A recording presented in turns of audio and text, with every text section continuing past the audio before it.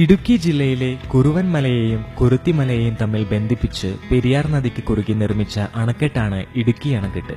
കേരളത്തിലെ മനുഷ്യനിർമ്മിതങ്ങളായ അത്ഭുത കാഴ്ചകളുടെ ഒരു പട്ടിക ഉണ്ടാക്കിയാൽ അതിൽ ആദ്യം ഇടം പിടിക്കുന്ന ഒരു നിർമ്മാണ വിസ്മയമാണ് ഈ അണക്കെട്ട്.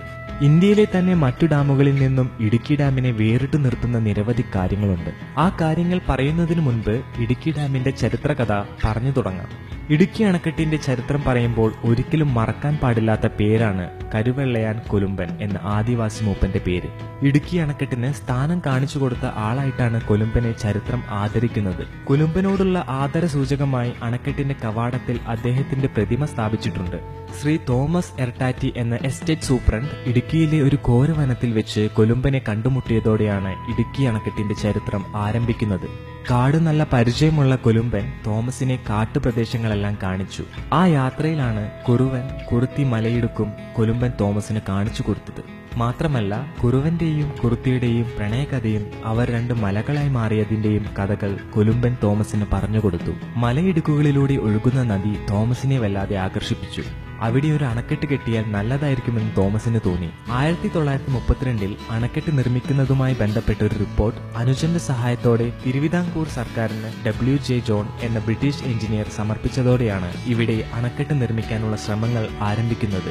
1937 അണക്കെട്ട് പണിയുന്നതുമായി ബന്ധപ്പെട്ട് അനുകൂല റിപ്പോർട്ട് ഇറ്റലിക്കാരായ ആഞ്ചമോ ഒമേദിയോ, ക്ലാന്തിയോ മാസലെ എന്നീ എഞ്ചിനീയർമാർ സമർപ്പിച്ചെങ്കിലും തിരുവിതാംകൂർ സർക്കാർ അത് തള്ളിക്കളഞ്ഞു.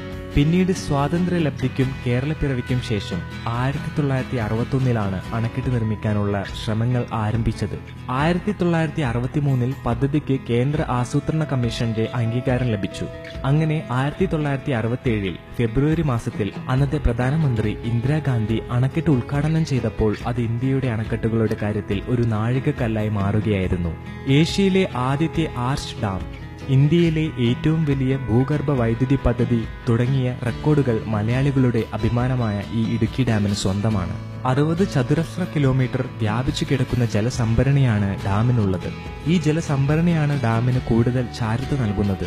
എല്ലാ വർഷവും ഓണക്കാലത്തും പുതുവർഷക്കാലത്തുമാണ് ഇടുക്കി ഡാം സന്ദർശനത്തിന് തുറന്നു കൊടുക്കുന്നത്. ഇടുക്കി ആർച്ച് ഡാമിന് പുറമെ കുളമാവ്, ചെറുതോണി എന്നീ ഡാമുകളും ഇടുക്കിയിലുണ്ട്.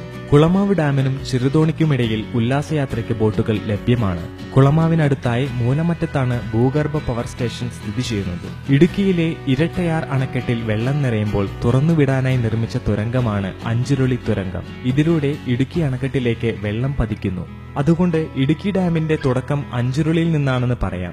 ഇടുക്കി അണക്കെട്ടിന്റെ ക്യാച്ച് ഡാമായ ഇവിടം 5 മലകൾക്ക് നടുവിലായാണ് സ്ഥിതി ചെയ്യുന്നത്. കമഴ്ത്തിവെച്ച ഉരുളിയുടെ ആകൃതിയിലുള്ള 5 മലകളുള്ളതിനാൽ ആദിവാസികളാണ് അഞ്ചുരുളി എന്ന പേരിട്ടത്.